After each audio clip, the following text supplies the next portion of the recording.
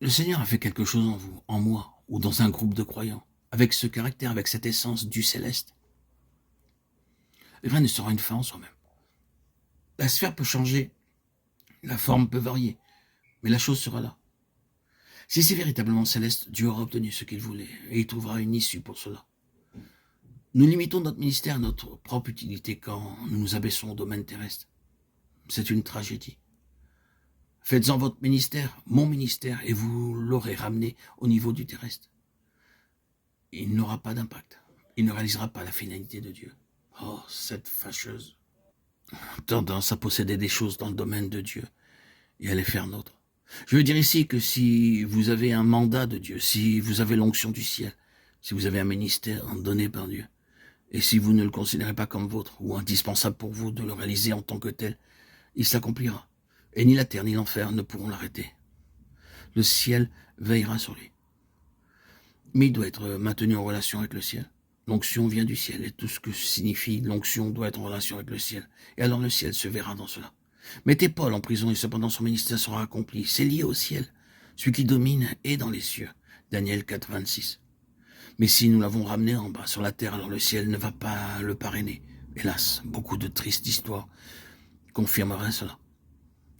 Maintenant, voyons que la finalité voulue par Dieu est la plénitude céleste et spirituelle, produite par un accroissement progressif. Nous devrions alors désirer connaître ce que signifie cette voie. Cela devrait réellement nous préoccuper de connaître ce qu'est la voie céleste, pour parvenir enfin à ce que Dieu veut. Or, tout ce qui a été écrit d'avance l'a été pour notre instruction. Romains 15, 4. Et ce livre de Josué est parmi les choses écrites d'avance pour notre apprentissage. Il nous donne beaucoup de lumière sur cette question de la voie céleste. Mais la voie céleste est tellement contraire à la voie terrestre. Je ne sais pas ce que vous éprouvez quand nous parlons de la finalité que Dieu veut en termes de plénitude spirituelle, sachant que c'est ce à quoi Dieu travaille. À quoi vous attendez-vous? Je crois que la première partie de ce livre de Josué contient beaucoup de lumière sur tout cela. Regardons seulement à Josué, lui-même. Rappelons-nous ici que Josué est représentatif dans la pensée de Dieu, de tous les saints de Dieu et de tous les serviteurs de Dieu. Et ce que Dieu fit en Josué, c'est ce que Dieu va faire avec tous ceux qui le serviront. Dieu le faisait en lui en relation avec une plus grande compagnie. Bien, comment cela commence-t-il? Le livre commence ainsi. Après la mort de Moïse, serviteur de l'Éternel, l'Éternel dit à Josué, fils de Nun, serviteur de Moïse, Josué 1.1. Ce mot est en réalité assistant, présupposé, préposé. Avec tout ce qui est en vue dans ce livre, vous pensez peut-être qu'il aurait mieux valu un meilleur commencement que celui-là. Moïse, serviteur du Seigneur, et Josué seulement son assistant. Il n'est pas introduit avec quelques titres officiels tels que le serviteur du Seigneur. Il n'est pas introduit officiellement dans ce domaine. Non, pas du tout. Tout ce qu'il est, c'est un assistant.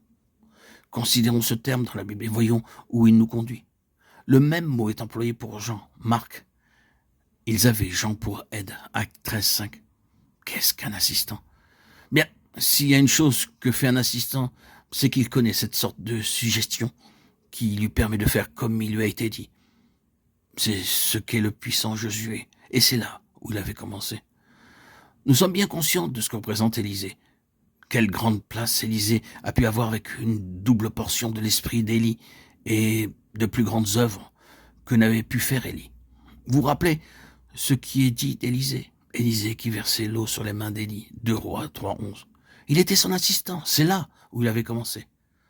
Dans Josué chapitre 10, quand Josué ordonne au soleil, « Soleil, arrête-toi », il est dit, il n'y a point eu de jour comme celui-là, ni avant ni après, où l'Éternel ait écouté la voix d'un homme, car l'Éternel combattait pour Israël. Josué 10, 12 et 14. Cet homme touchait les choses célestes. C'est immense, tellement merveilleux. Et où cela a commencé? Avec Moïse, assistant. Il a appris la suggestion.